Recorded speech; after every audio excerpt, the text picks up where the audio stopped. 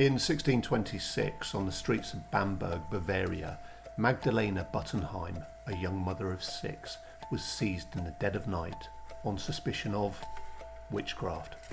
The prosperous town was reeling from the effects of plague and famine, and the residents were looking for scapegoats. Unfortunately, Magdalena's herbal remedies and late-night prayers marked her as dangerous.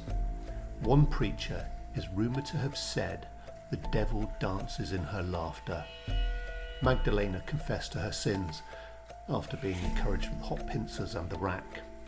At dawn, she knelt before a roaring fire set in the cathedral square.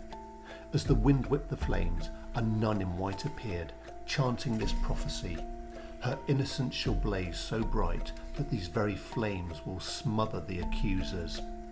The watching crowd fell silent.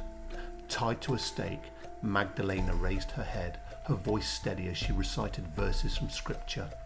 The tinder wood at her feet was lit by a guard, and the flames raced high.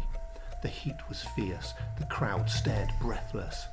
But just as the blaze reached her waist, a sudden downpour gushed from dark clouds overhead, hissing on the embers. Smoke turned to steam, and the fire sputtered out. Townsfolk cried out in panic as the drenched pyre collapsed, the wood extinguished. In the confusion, Magdalena vanished, smuggled away by a sympathetic guard who ferried her across the Rhine to safety.